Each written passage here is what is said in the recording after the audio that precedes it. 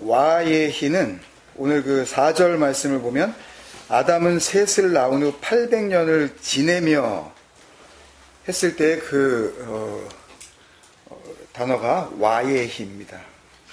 하야에서 우리가 옛날에 좀 배운 적이 있는데 설교가 진행되면서 다시 한번 설명을 드리겠지만 그것을 지내며를 이제 와예히라고 알고 계시면서 같이 말씀을 보도록 하겠습니다. 창세기 4장 그 마지막 절에 보면 셋도 아들을 낳고 그의 이름을 에노스라 하였으며 그때 사람들이 비로소 여호와의 이름을 불렀더라는 말씀을 이렇게 끝을 맺고 있거든요. 기억이 나실지 모르겠지만 그 여호와의 이름을 부르다, 여호와의 이름을 이렇게 부른다라는 말씀의 의미는 이미 창세기 19번째 그 시간 야훼 예배 우리 드렸던 걸로 기억하는데 아담 안으로 엘하 아담이라는 제목의 그 말씀을 나눌 때에도 우리가 살펴본 적이 있고 또 근래에 그 예정론은 배설물 3번에 걸쳐서 우리가 설교했을 때 그때 2번째 시간 하나님의 뜻 프로데시스에서도 자세하게 말씀을 봤어요. 그러니까 여호와의 이름을 부른다는 게 뭔지. 그래서 여기에 뭐 처음부터 다시 긴 설명을 드릴 필요는 없을 것 같고요. 좀 잘 모르시겠거나 혹은 조금 자세히 알기를 원하시면 그걸 한번 참고를 해보시고요. 중요한 부분이기 때문에 결론만 다시 한번 정리를 해보면 성경에서 이런 표현들이 참 많단 말이에요. 여호와의 이름을 부른다라든지 창세기에도 앞으로 한 2-3번 더 나오게 되고 그런 그 표현들이 많이 나오는데 이 표현은 이미 설교했던 바대로 그 이사야 43장 7절에 나오는 내 이름으로 불려진 모든 자 내가 내 영광을 위하여 창조한 자를 오게 하라 했을 때 그 내 이름으로 그러니까 여호와의 이름이죠. 주의 이름이에요. 그 여호와의 이름으로 불려진다. 여호와의 이름으로 불려지다. 일컬음을 받다는 표현하고 같은 의미를 담고 있는 다른 표현이라고 그랬습니다. 같은 뜻이에요, 그게요. 그러니까 여호와의 이름을 부른다라고 하는 이 능동형과 여호와의 이름으로 불려진다라고 하는 그 수동형이 의미는 똑같다고요. 그러니까 여호와의 이름을 부른다는 것과 여호와의 이름으로 불려진다는 것은 안에 담고 있는 내용은 같은 거예요. 그러니까 여호와의 이름으로 불려지지 않는 자가 여호와의 이름을 부를 수 없는 거고 여호와의 이름을 부르는 자는 여호와의 이름으로 불려지는 겁니다. 성경은 그거 우리에게 약속하고 있어요. 그 창세기 7번째 그 시간에 나누었던 걸로 기억하는데 진리로 흘려주시는 물 엘로힘 그 2번에 나눠서 그때 말씀을 봤는데 그때도 확인한 거지만 우리가 하나님을 믿는다 그러고 하나님 그러고 그때도 얘기했지만 그래서 하나님을 믿는 그 개신교 신자들은 우리나라 그 애국가 동해물과 백두산이 마르고 닳도록 이렇게 하면서 하느님이 보호하사 이렇게 발음 안 하려고 그런다고 했죠. 그거는 그게 아니지. 그래서 하나님이라고 그래야지 그거 하느님이라고 그러면 안 되지. 그러면서 보통 이 성당요. 그 로마 카톨릭 다니시는 분들은 또 하느님이라고 또 불러요. 그래서 우리를 차별하죠. 우리는 하나님을 믿지 하느님을 믿지 않아. 이러면서 약간 좀 이렇게 우쭐해하죠. 우리는 그런 거 안 믿는다고. 근데 그때도 우리가 확인한 거지만 이 하나님 뭐 다 똑같은 거예요. 하느님. 우리나라 그 해외 초기 선교사들에 의해서 타협적으로 갖다 붙여진 우리나라 오랜 토속 신앙의 토템미즘이죠. 그러니까 그 뭐 돌을 보고 이렇게 절을 한다든지 뭐 나무에다 대고서 이렇게 돌을 쌓아가지고 뭐 복을 빈다든지 그런 것처럼 그 토템미즘 그 미신적 숭배 대상을 지칭하던 호칭을 그냥 이렇게 도용한 거란 말이에요. 이거 괜찮겠다 이거. 왜냐하면 거부감이 없기 때문에 하나님. 근데 숫자에다가 이게 한 번밖에 없다 그래서 하나에다가 님을 못 붙인단 말이에요. 그러면 하나님이 가능하면 둘님도 가능해야 되고 셋님도 가능해야 되는데 안 된단 말이에요. 그러니까 하늘님은 가능해요. 하늘에다가 님을 붙여서 그건 가능하단 말이에요. 그런 거에다가 그냥 저게 하는 어떤 존재 대상이 있으니까. 근데 숫자에다가는 임을 붙이지 못한단 말이에요. 그러니까 문법적으로도 맞지 않는 거고, 하여튼 말이 안 되는 거예요. 그러니까, 별로 그거에 대해서 고민하실 필요가 없어요. 하나님이라고 부르면 뭐 그게 맞는 거고, 뭐, 하느님이라고 부르면 뭐 안 되는 거고. 저러니까 저 성당 다니는 인간들이 뭐 이러면서 우리가 뭐 이렇게 뭐 잘난 체를 하려고 그러는데, 그런 거 가지고 그 진리가 해석되는 게 아니란 말이에요. 뭐, God도 마찬가지죠. 이니셜로 뭐 캐피탈 G를 쓰면 이게 맞는 거고, 깜빡 잘못해가지고 자기가 스몰 레터를 쓰면 어떻게 감히 하나님 앞에 그 G를 갖다가 스몰 레터를 쓸 수 있냐, 뭐 이런 거 가지고 참 웃기는 거거든요, 이거요. 네? 그런 거 가지고 뭐 어떻게 자기의 그 믿음을 이렇게 확인시켜 보려고 하는 그런 노력들이요. 그러니까 원래 이름이라는 거는 그렇잖아요, 여러분. 우리 조상이 후손에게 붙여주는 거예요, 그죠? 아버지가 아들에게, 예를 들면, 뭐, 아버지가 딸에게, 또 뭐, 엄마가 뭐 딸에게, 아들에게, 혹은 뭐, 할아버지가 뭐, 손자에게, 그죠? 그렇게 붙여주는 거지, 손자가, 할아버지, 애칭은 있을 수 있어요, 뭐, 예? 할아버지를 갖다가 너무 사랑하고 막 그래가지고 막, 우리 할아버지 너무 귀여워. 그래서 할아버지를 귀요미라고 자기가 부른다든지, 뭐, 이런 애칭은 가능하지만, 이름을 붙여줄 수는 없잖아요. 그건 이름이 아니잖아요. 그냥 자기가 그냥 부르고 싶은 거지. 그러니까 예를 들면 생산자가 만든 사람이 자기가 만든 물건에다가 이름을 붙여주시는 거지, 어떻게 만들어진 물건이 니네 회사를 애플이라 그래, 컴퓨터가 뭐 그죠? 니네 회사를 그러면 삼성이라 그래, 갤럭시 뭐 이게 태블릿이, 말이 안 되는 거란 말이에요. 근데 우리가 그 존재를 알지도 못하면서 그냥 하나님이라고 붙여놓고서 좋아한단 말이에요. 하나님,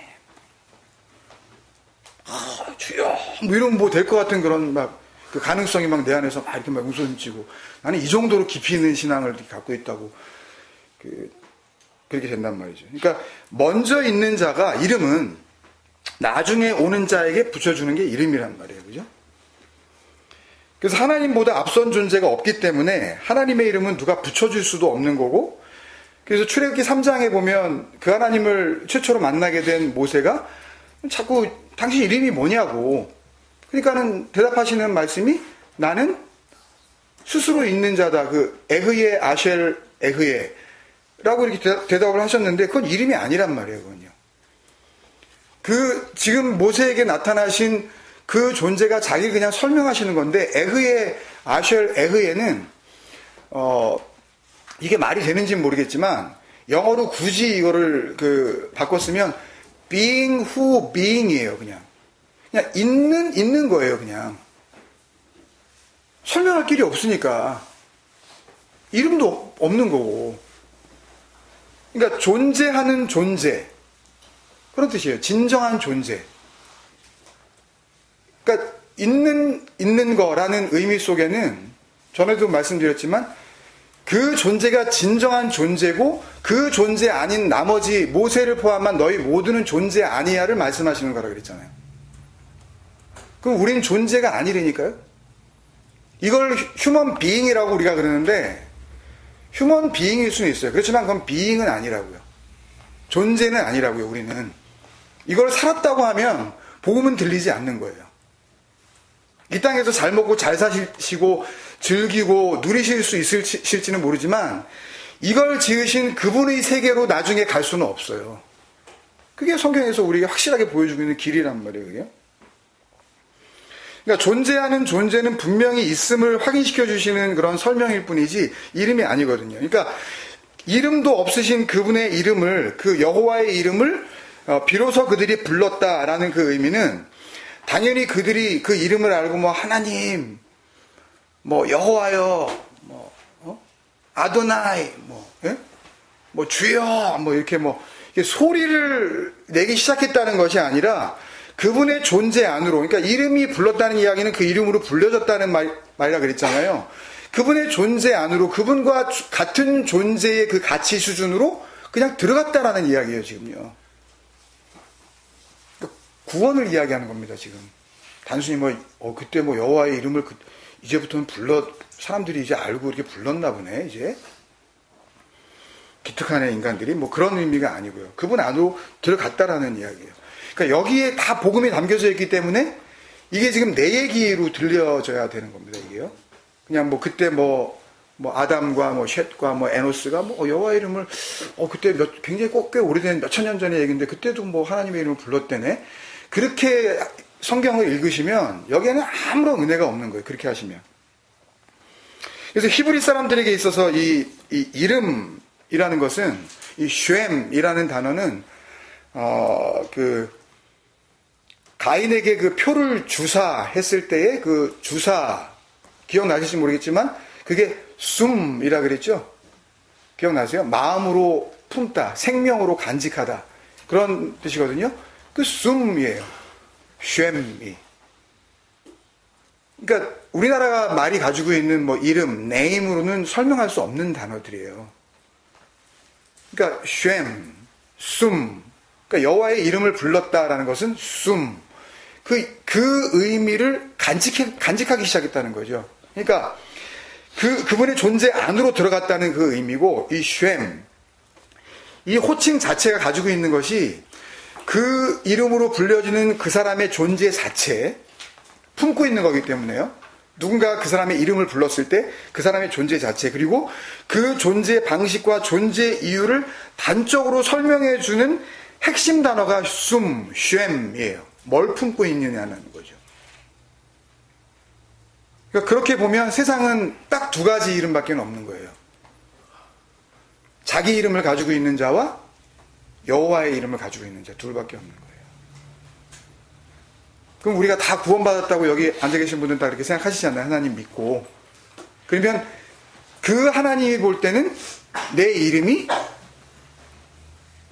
이것도 오해하실 여지가 참 많은 얘기를 하려고 그러는 건데 또 여호와로 그렇게 보여지시는 거예요.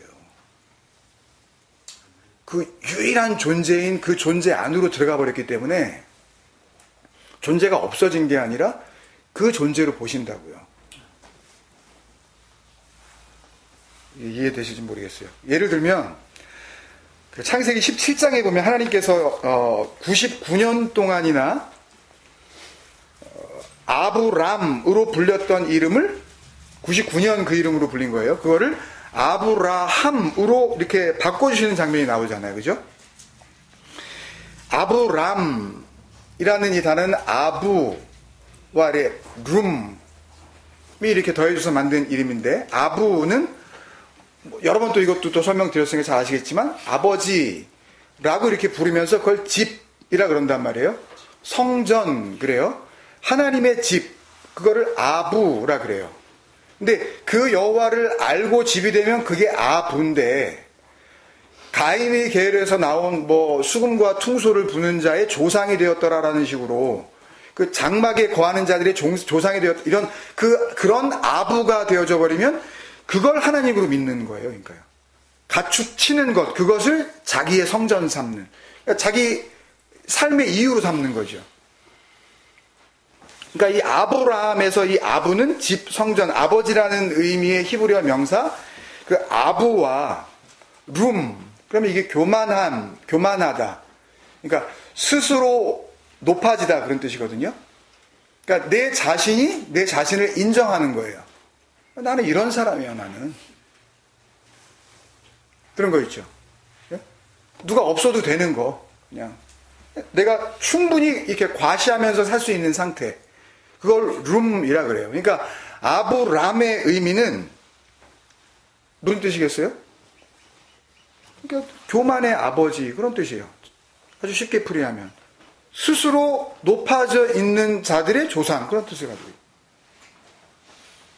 굳이 여호와의 이름으로 불려지고 뭐 그런 거 필요 없는 거죠. 그냥 아브라함으로 불려지면 되는 거예요. 그러니까 여호와의 이름으로 불려지지 않으면 나머지 이름은 전부 뭐겠어요? 전부 아브라함이에요. 99살 때까지 그 이름으로 불린 거예요. 그 사람의 존재 방식이, 존재 이유 자체가 그랬다는 걸 알려주고 있는 거죠.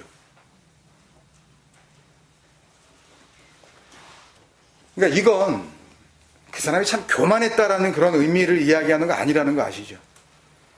오히려 자기가 세상 가운데서는 굉장히 이 겸양을 이렇게 보여주면서 모든 사람에게 겸손한 그런 모습으로 살면서도 얼마든지 교만할 수 있습니다, 여러분. 어떻게 보면 그 사람이 더 진정한 교만한 사람일 수 있어요. 눈에 보여지는 그 겸손이 겸손이라고 생각하는 그 사람이 이 성경과 진리 앞에서는 가증스러울 정도로 더러운 교만한 자일 수 있다. 오히려 더.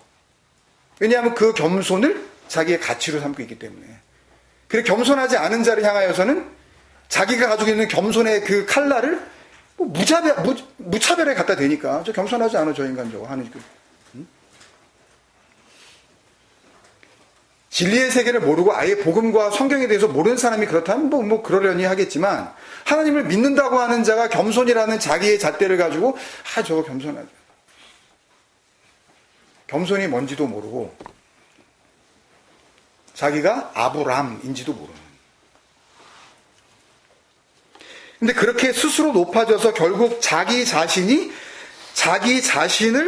떠받드는 성전이었던 존재를 아브라함으로 부르겠다 그러시는 거죠.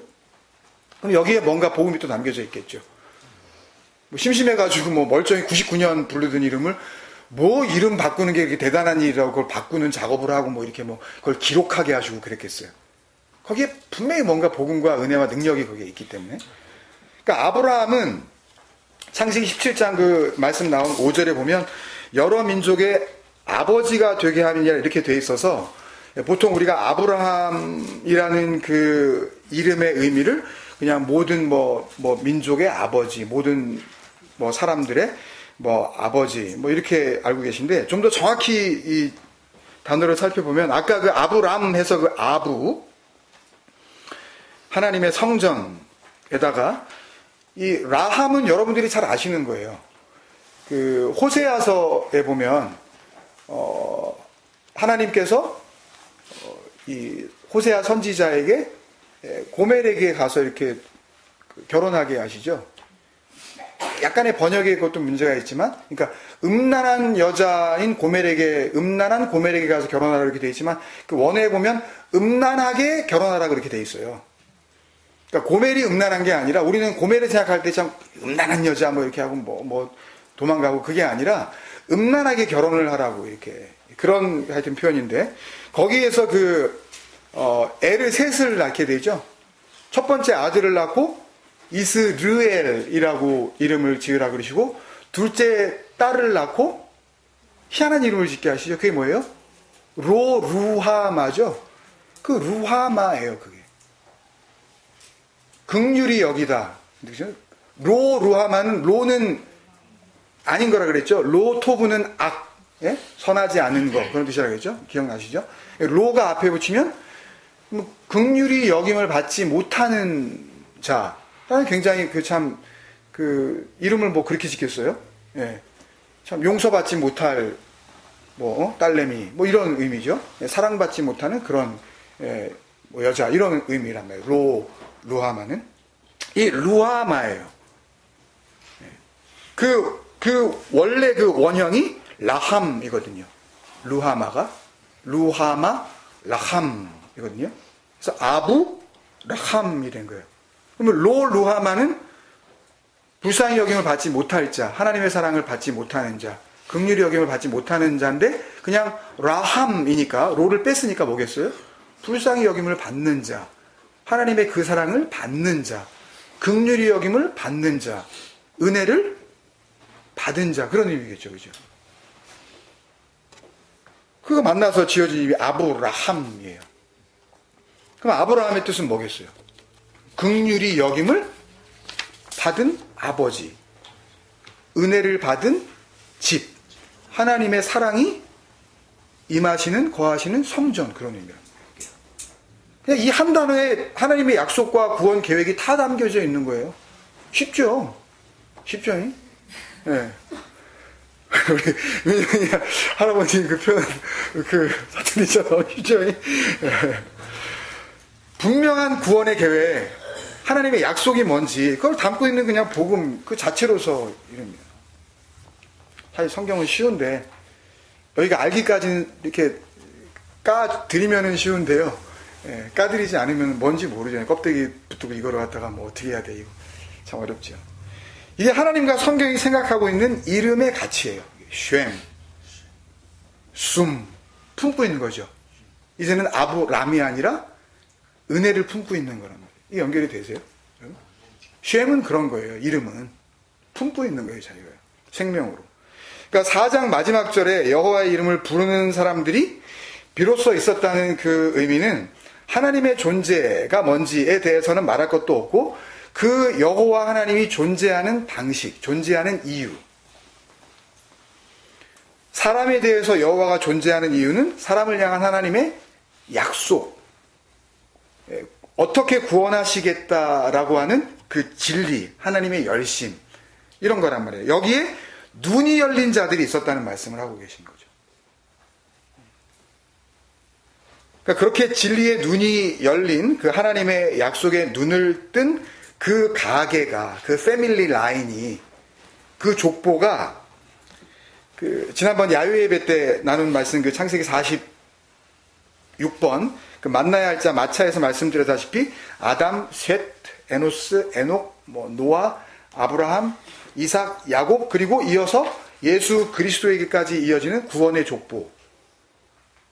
혈통적으로 그 혈통 안에 들어가야 구원받는다는 게 아니라 뭐가 구원의 혈통인지, 뭐가 언약 안에 있는 족보인지를 설명해 주시고 있는 거죠. 그죠?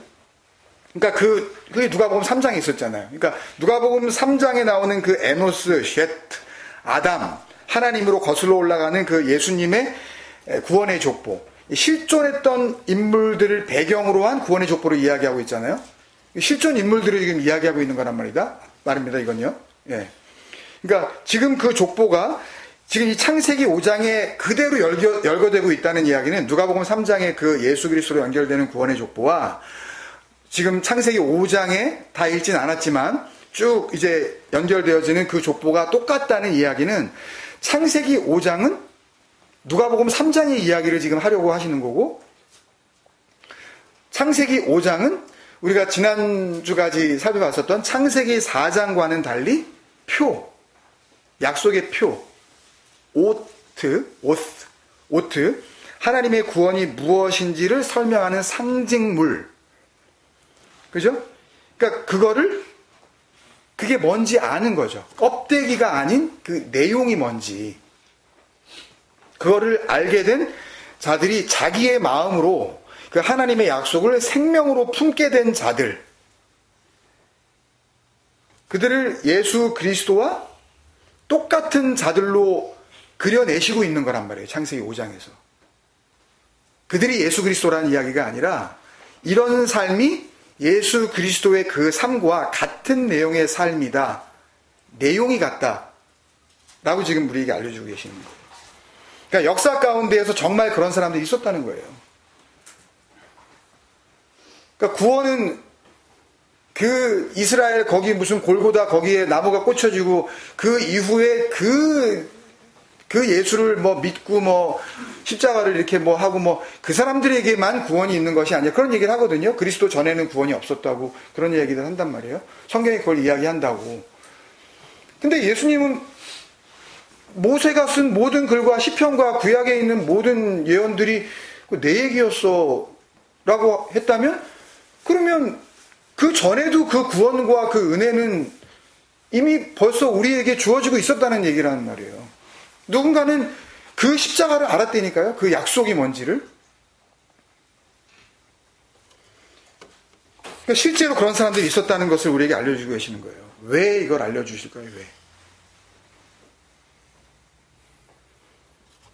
지금 이 말씀을 받는 이스라엘 백성들은 광야 한가운데에 하나님으로부터 이 말씀을 받은 모세와 함께 있습니다. 그죠?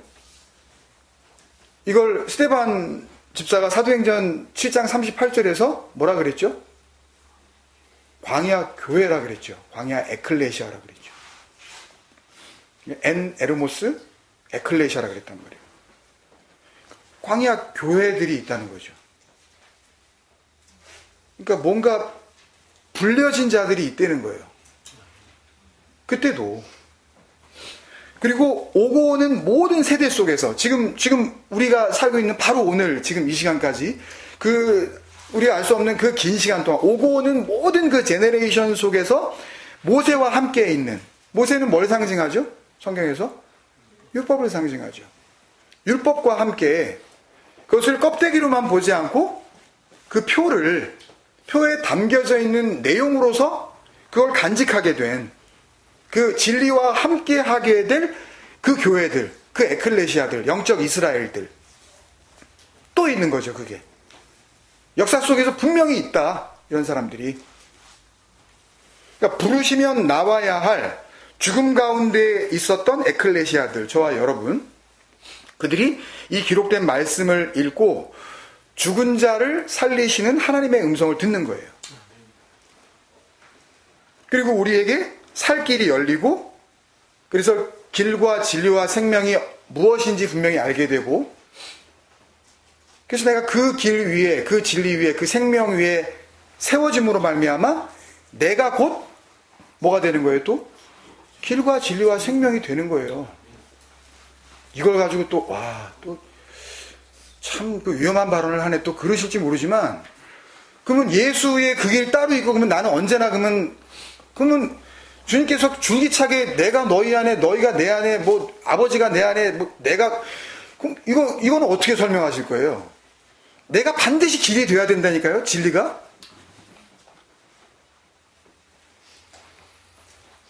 이게 열심으로 이루어지는 게 아니란 말이에요. 시간을 많이 들인다 그래도 되는 일이 아니란 말이에요.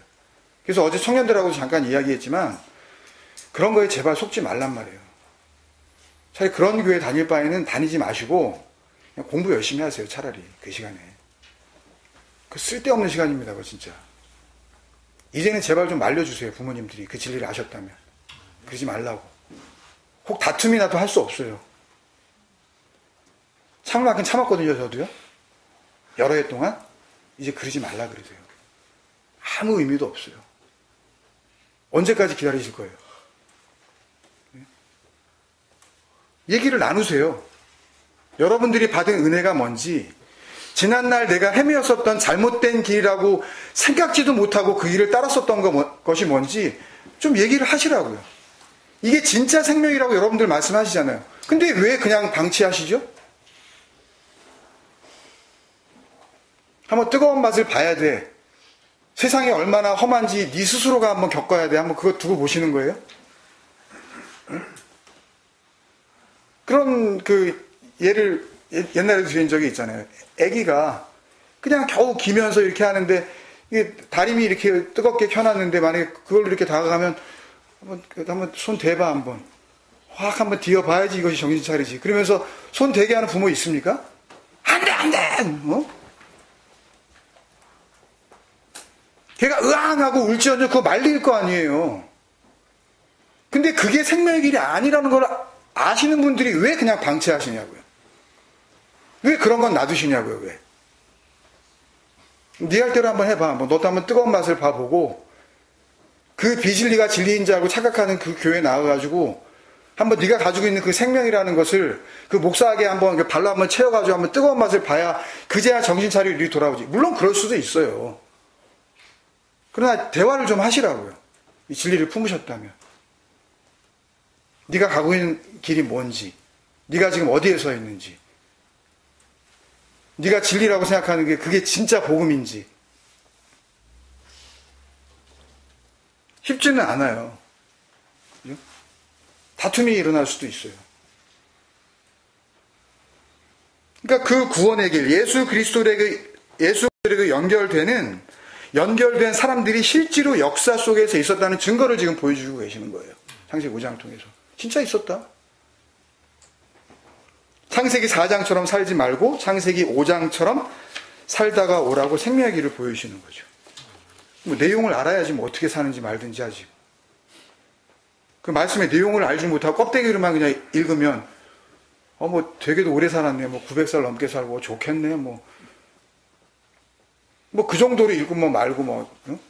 이게 뭐 노아 홍수 때 이게 비가 다 쏟아져가지고 오존층이 다 파괴돼가지고 이제 뭐 얼마 못 산대. 뭐 그 정도의 뭐 이런 그게 무슨 인사이트예요? 그게 무슨 인스피레이션이에요? 뭐예요 그거? 도대체 그게 무슨 소용이 있냐고요? 5장 전체가 똑같은 그런 패턴으로 그 흐름을 갖고 있어요. 그래서 5절까지 우리가 막 안 읽었지만 이 부분만 우리가 잘 읽을 수만 있다면 나머지 32절까지 마지막까지 계속되는 패턴이기 때문에 여러분 스스로도 아무런 문제 없이 복음으로 듣고 은혜의 길을 발견할 수 있을 줄로 믿습니다. 오늘은 이 창세기 5장의 말씀이 어떻게 예수 그리스도와 같은 내용의 삶을 살다 간 사람들이었는지, 이들의 삶이 어떻게 예수 그리스도와 같은 내용의 삶을 살았다는 것인지, 그것을 보여주고 계시는 말씀인지에 대해서만 한번 확인하고, 우리의 삶도 또 우리가 이렇게 시간을 드리고 또 시간을 따로 내서 참 좋아요. 그죠? 와보니까 답사 한번 와봤을 때하고 또 이렇게 하룻밤 자면서 또 이렇게 누리게 되는, 그래서 이렇게 한번 좀 이렇게 풀샷으로 한번 쫙 이렇게 해드리면 또 나중에 온라인으로 보시는 분들이 야, 참 좋은 데구나 이렇게 또 하실 수 있겠지만, 더 오고 싶어 하시는 그런 마음이 생길 수 있겠지만 참 좋아요. 모든 환경이. 그죠?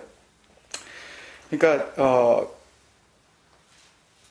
그 말씀을 통해서 또 이 시간을 통해서 좀 거기에 더 깊어질 수 있는, 그래서 진짜 우리가 품어야 할 것이 무엇이고, 그리고 정말 가장 좋은 것을 우리가 품게 되었을 때에 다른 것들에 대해서는 자연스럽게 이렇게 이겨낼 수 있는 그런 힘도 우리에게 주실 줄로 믿습니다. 창세기 5장의 그 내용을 조금만 이렇게 주의 깊게 살펴보면 계속해서 똑같은 표현들이 반복되고 있다는 것을 우리가 쉽게 발견할 수 있죠. 그러니까 아담에서부터 시작해서 노아까지 이제 쭉 가는데 공통적으로 그들의 그 삶을 표현해주는 단어가 크게 세 가지가 있는데, 그 첫 번째가 뭐냐 하면 낳고, 그죠? 낳았으며 라는 표현이고, 그리고 낳은 후에 아까 4절에서 읽은 것처럼 지내며 라는 그런 단어고, 그 다음에 4장과는 달리 이런 단어들이 안 쓰였었죠. 창세기 4장에서는. 그리고 맨 마지막에 죽었더라가 나오죠. 그러니까 이런 표현들이 공통적으로 나오는데, 그 첫 번째, 그 출산을 의미하는 동사 얄라드라 그랬죠. 그 11월 마지막 주 가인의 성전 하노크 설교할 때 이미 그 말씀드렸었던 그 단어인데, 누가 누구를 낳았고 누가 누구를 낳았으며 했을 때 그 낳았다라는 그 얄라드라는 동사 20 몇 번 나온다 그랬죠, 이게?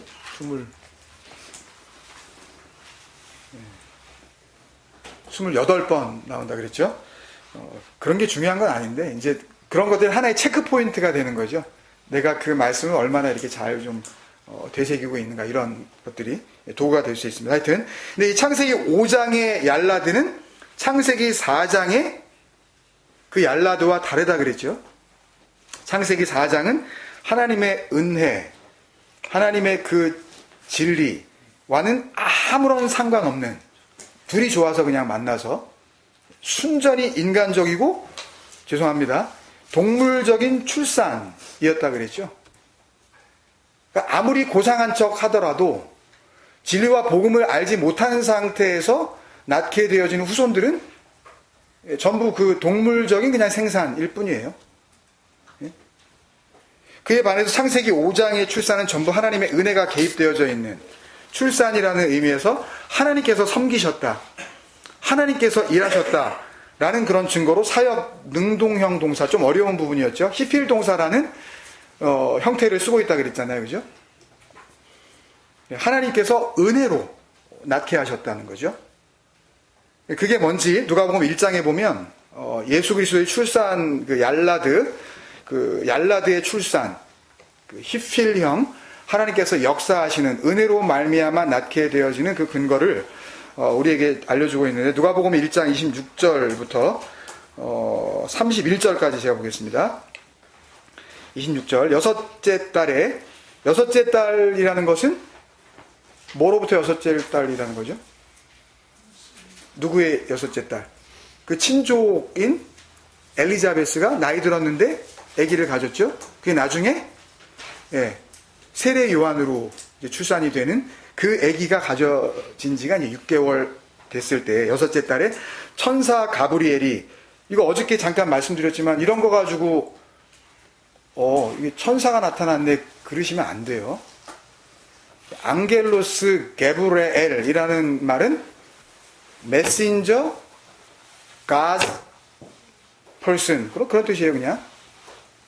하나님께서 영감을 주셔서 그 말을 가지고 요셉과 마리아에게 와서 전하고 있는 그냥 말씀을 전하는 자란 뜻이라고 얘기해요.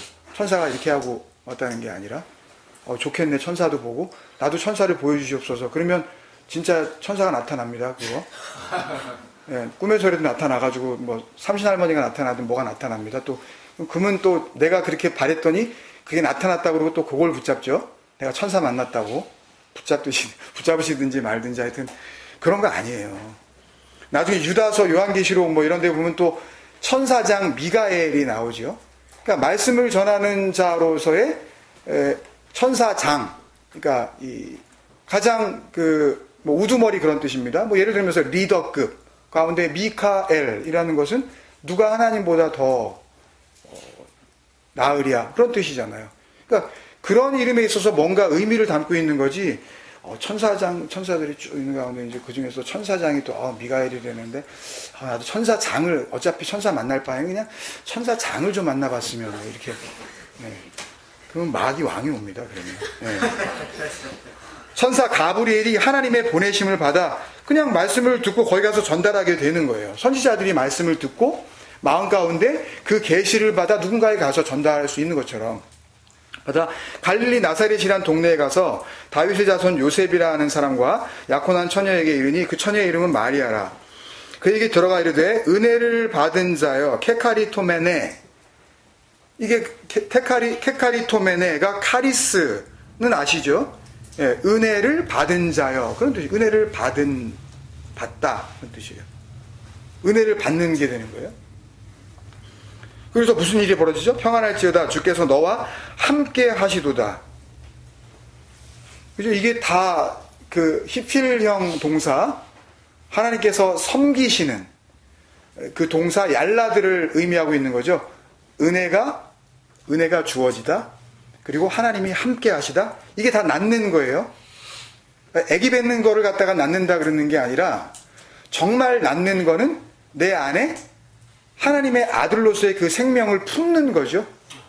내 안에 생명이 나와야 되는 거예요. 그래서 내가 아들을 낳아야 되는 거예요. 그죠? 내 안에 생명이 있으면 그 생명이 나올 거 아니에요. 그게 나로 또 나오겠죠? 그 하나님의 아들로. 근데 나를 통해서 나온단 말이에요. 은혜로 인하여. 29절에 처녀가 그 말을 듣고 놀라 이런 인사가 어찌함인가 생각하며 천사가 이르되 마리아여 무서워하지 말라. 내가 하나님께 은혜를 입었느니라. 이제 또 케카리토메네. 보라 내가 잉태하여 아들을 낳으리니. 이거예요. 은혜를 받고 아들을 낳고 그 이름을 예수라 하라. 같죠. 그러니까 창세기 그 5장의 은혜의 출산과 누가복음 1장에 창세기 5장이 예수 그리스도와 같은 내용의 삶을 실제로 산 사람들의 기록이라 그랬습니다. 그게 뭔지 지금 제가 알려드리는 거예요. 그 예수님의 그 출산에 똑같이 그 은혜가 그렇게 역사하고 있었다는 거죠. 그 하나님의 은혜에 의하여 진리 안에서 출생하게 되어지는 아들이 예수인 것처럼 창세기 5장에서의 출산도 같은 내용의 출산을 의미하는 말씀으로 주고 계셨다는 거죠. 들을 귀 있는 자는 듣는 거예요. 그리고 두 번째 표현은 잠시 놔두고요. 그 지내며 오늘 그 설교의 제목인 그 와예히 잠깐 놔두고 세 번째 반복되는 표현을 먼저 짚고 넘어가자면요. 창세기 4장에서 뭐 예를 들어서 가인이 아벨을 쳐 죽이다. 또는 뭐 가인이 여호와께 나를 만나는 자가 나를 죽이겠나이다 할 때 그런 죽음과 관련된 표현들이 창세기 4장에 이미 몇 번 나오기는 하지만 지금 창세기 5장에 나오는 8번 반복해서 나오는 이 죽었더라. 뭐 오늘 5절 말씀에 보면 그는 그 아담이죠. 930세를 살고 죽었더라. 이 죽었더라로 그 번역한 히브리어 동사 무트. 이거는 단 한 번도 쓰여지지 않았어요. 이건 창세기 5장에 처음 나와요. 창세기 4장과 5장을 비교하자면 물론 그 전에 지금 창세기 2장에 나왔지만 이 죽었더라 이 무트에 대해서는 조금 오래전이긴 하지만 창세기 강의 15번째 시간에 아마 한 4월 중순쯤 될 것 같아요. 창세기 15번째 시간이면 그 모트 타무트라는 제목으로 진리로의 죽음이라는 제목으로 설교를 했을 때 말씀드린 적이 있고, 우리 주생의 그 카페에 잘 정리해 놓으신 그 설교 동영상 카테고리에 보면 그 카테고리 가운데 복음 심층 특강이라는 그 코너가 있는데, 거기에 이렇게 보시면은 3번에 걸쳐서 말씀을 나누었던 하나님께 영광이 되는 죽음이라는 그 설교의 내용과도 깊이 연결되어져 있어요. 이 무트의 죽음이 뭔지. 그래서 오늘은 이 무트의 죽음에 대해서는 다시 하지 않아도 될 것 같고요. 그래도 만약에 궁금하시다면 그 무트의 죽음이 뭔지 오늘 저녁에 또 우리가 시간이 있으니까 그때 또 궁금하신 것들을 나누실 수 있으면 좋겠어요. 그래서 아까 그 2번째 반복되는 표현, 창세기 이 5장의 말씀이 어떻게, 왜 예수 그리스도와 같은 내용의 삶을 살던 사람의 인생을 기록하심으로써 그 예수 그리스도의 삶의 같은 내용이 무엇인지를 계시하고 있는지, 그 2번째 표현, 그걸 보면은요, 5장의 인물들이 전부 그 자녀를 낳은 후에, 아담 같은 경우에 이제 4절에 보면 800년을 지내며 자녀들을 낳았으며, 그래서 그 지내다 라는 표현들이 반복해서 나오고 있거든요. 지내다. 그러니까 하나님께서 정말 잘 지내다. 쟤는 정말 지내다가 왔다. 그러니까 무트의 죽음으로 인도함을 받을 수 있는 그 지내다라는 게 뭔지. 그러니까 우리가 이렇게 인사하잖아요. 잘 지내셨어요? 그 지내다는 게 뭔지 우리가 한번 확인해 보시자고요. 그 정리하고 말씀을 마치려고 합니다. 이 지내벼라는 그 히브리어 동사 하야, 이제 와예히 문장 안에서 이렇게 쓰이게 되는데요. 이 와예히를 번역한 건데, 이 지내다, 지내며로 번역된 히브리어 동사 하야는 창세기 2장 7절 그 말씀을 했을 때, 이때도 아마 야외 예배 때였던 것 같아요. 잠깐 언급한 적이 있어요. 여호와께서 땅의 흙으로 사람을 지으시고, 그러니까 흙으로 사람을 지으신 게 아니라 뭐였죠? 흙인 사람을 지으셨다 그랬죠. 흙, 그 아파르와 하 아담이 동격이라 그랬죠. 그 아파르는 뭐였죠? 한 10년 전에 한 설교가 되나가지고 기억이 안 나시죠? 다 중요한 겁니다. 그러니까 시간이 되시면은요, 한 번씩 이렇게 또 바쁘셔가지고. 근데 아파르는 티끌, 먼지, 죽음, 생명 없음을 의미하는 단어로 이렇게 쓰인다 그랬잖아요. 히브리 단어 안에서요. 그러니까 생명이 없는 그 아담을 먼저 만드신 거예요. 그리고 생기를, 네샤마라 그랬죠. 그 생명, 마음, 호흡이라고 이렇게 되어 있는데, 그게 하나님의 영이라 그랬죠. 진리의 말. 그 생기를 그 코에 불어넣으시니 나파흐. 처음 듣는 것 같으세요? 네? 뭐였죠? 나파흐. 있는 것을 불어버리고 다른 것을 집어넣다가 불어넣으신 거라 그랬어요. 그러니까 이런 것들을 하나하나 다 이거 잘 모르면은요, 말씀 안에 굉장히 아주 중요한 복음들이 다 담겨져 있는데, 그냥 뭐 코에다 그냥 훅 불어가지고 뭐 이게 뭐 벌떡 일어났나 보네, 뭐 그런 소설을 쓰고 있는 거예요. 그러니까 나파흐, 있는 것을 불어버리시고 다른 것을 집어넣으셔서, 그랬더니 그 사람이, 그 하 아담이 레네페시 하야, 그때 그 하야를 배웠죠 우리가.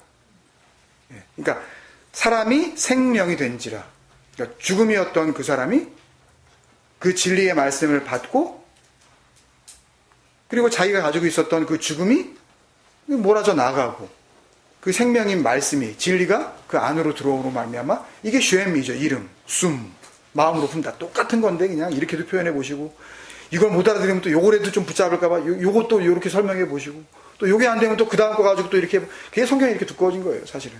예? 창세기 1장 1절이면 다 끝나는 이야기를 하도 못 알아들으니까 그냥 그렇게 오랜 세월 동안 우리에게 말씀해 주시는 거예요. 친절하신 하나님. 포기하지 않으시고 이렇게 말씀을 주시는 겁니다. 그때 그 하 아담 레 네페시 하야에서 산 생명. 그때 그게 하야예요. 그러니까 그래서 이 창세기 2장 7절의 말씀은 요한복음 5장 25절의 말씀으로 다시 확증되어지고 있다 그랬죠. 진실로 진실로 내가 너희에게 이르노니 죽은 자들이 하나님의 아들의 음성을 들을 때가 오나니 곧 이때라. 듣는 자는 살아나리라. 죽은 자, 하아담 아파르, 생명이 없었던 그 사람에게 뭐가요? 하나님의 아들의 음성, 진리의 그 내용이 들려지니까. 죽었는데 어떻게 듣겠어요? 이거 전부 뭔가 상징을 하는 거예요. 듣는 자들이 있다는 거예요, 다. 그랬더니 산영, 하아담 레네페시 하야, 산영, 산생명, 구원받은 하나님의 백성이죠. 에클레시아예요. 죽음에서부터 불려져 나와서 생명으로. 그러니까 창세기 5장에 나오는 그들 모두는, 창세기 5장에 나오는 그들 모두는 죽은 자가 아니라 산 자가 된 거죠. 좀 더 정확히 말하면 살리심을 받은 거죠. 예, 정확히 말하면 그런 사람들의 이야기예요. 이런 사람들을 뭐라고 불러요, 여러분? 이렇게 살리심을 받은 자. 예, 아브라함. 살리심을 받은 자, 하나님의 아들. 그죠? 이 땅에 있는 자들은 그렇게 아들이 되는 거예요. 교회에 안 빠지고 몇십 년 나가시고 성경 공부 이런저런 코스 다 수료하셔가지고 서티피켓 한 서너 개 가지고 계시고 신학교도 다니셔가지고 소위 평신도인데도 말씀에 대해서 이렇게 아주 뭐 자세하게 잘 알고 그래서 되는 게 아니라 아들로 그 죽음을 통과하고 살리심을 받는 은혜가 무엇인지 그것을 자기의 생명으로 품게 된 그 몇몇 안 되는 그런 자들이 실제로 있었다는 거예요. 어디 있어요, 하나님? 예수 그리스도 같은 삶을 산 사람이 어디 있어요? 여기 있다니까요, 진짜로. 역사 속에서. 로마서 8장 11절을 보세요, 여러분. 예수를 죽은 자 가운데서 살리신 이의 영이, 그게 생기죠, 아까. 네샤마. 그 호흡이죠, 하나님의. 진리의 말씀. 이의 영이 너희 안에 거하시면, 된 거죠? 여호와의 이름으로 불려지는 거예요. 품는 게 이름이 되는 거니까. 아브라함이 되는 겁니다. 은혜를 받은 자. 그러면 그리스도 예수를 죽은 자 가운데 살리신 이가 너희 안에 거하시는 그의 영으로 말미암아 너희 죽을 몸도 살리시리라. 살리심을 받은 자들의 이야기죠. 다 똑같은 이야기예요, 사실은. 그러니까 제가 자꾸 할 거 없다 그러는 거예요. 제 마음 아시겠어요, 여러분? 다 똑같은 얘기인데 뭐, 각도만 다를 뿐이지, 이게. 각도만 다를 뿐이지. 열어드리면 이렇게 아신다니까요, 여러분도. 이런 거였는데 이거 가지고 뭐 하나도 어려운 거 없구만. 근데 돌아서면 또 하나도 모르겠네. 아, 참. 그 하나님의 영으로 인도함을 받는 사람, 그 진리의 말씀 안으로 들어온 살리심을 받은 자들, 그걸 로마서 같은 그 8장 14절이 뭐라 그래요?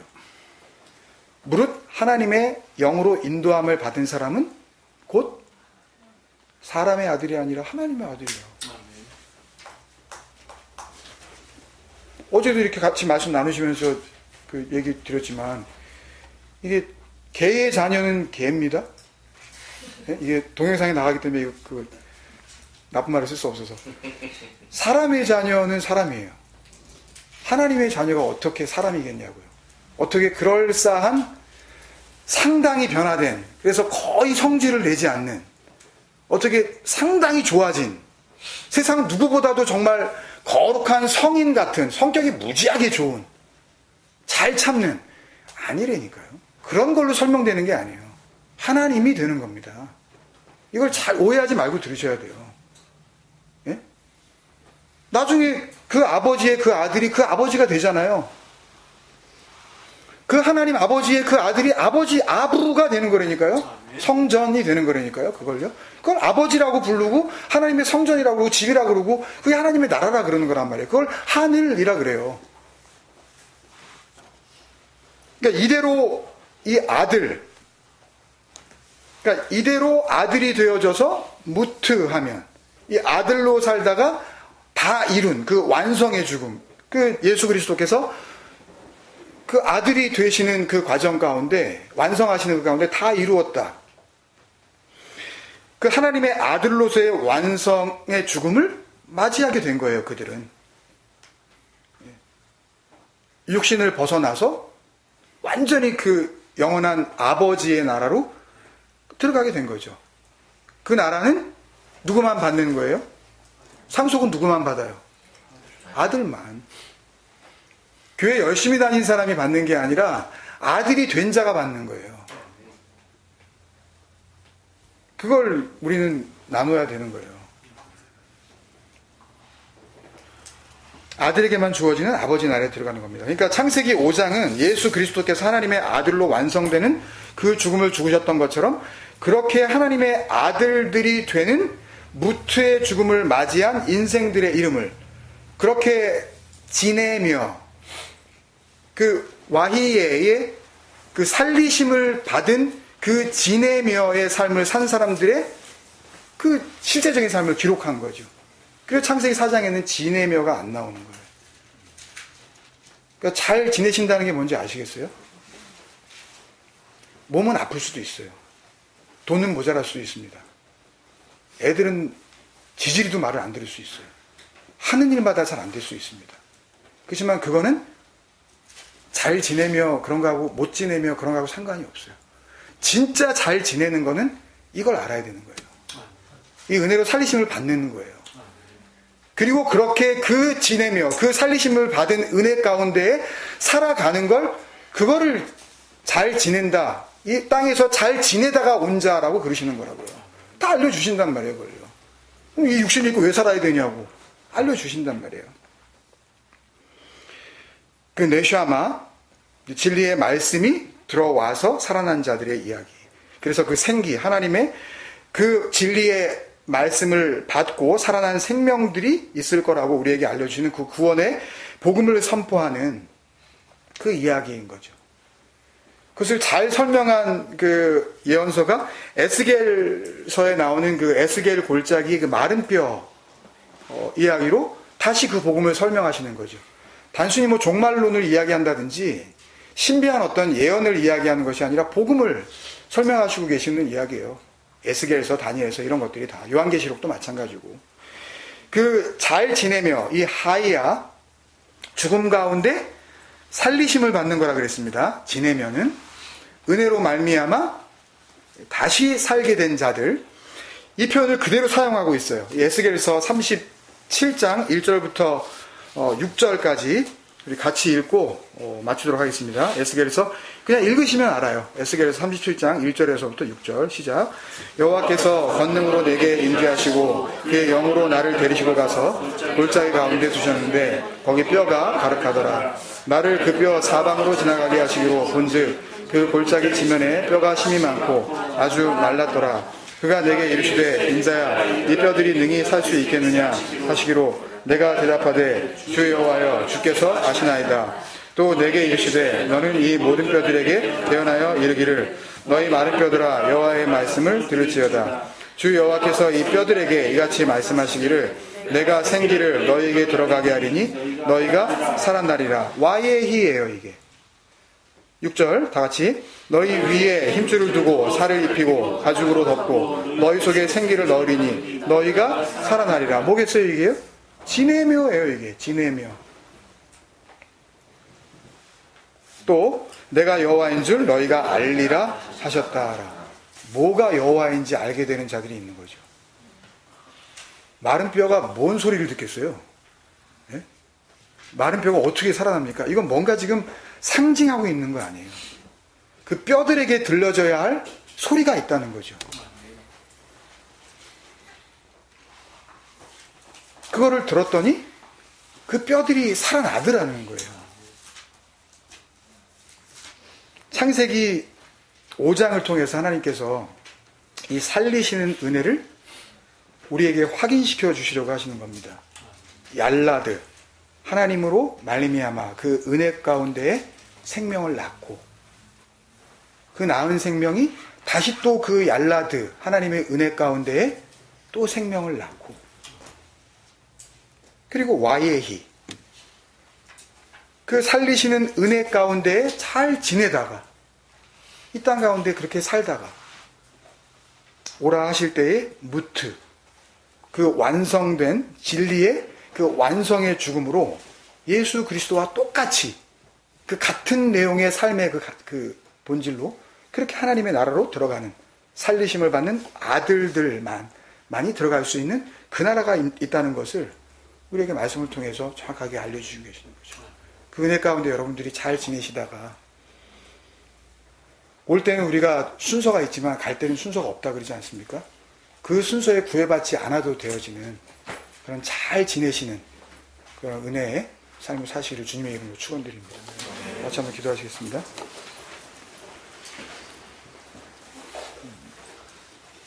여러분 소리를 내셔도 좋고요. 마음으로 기도하셔도 좋고요. 이 육을 입고 지낸다는 것이 무엇인지 한번 여러분들이 다시 한번 생각해 보시면 좋겠습니다.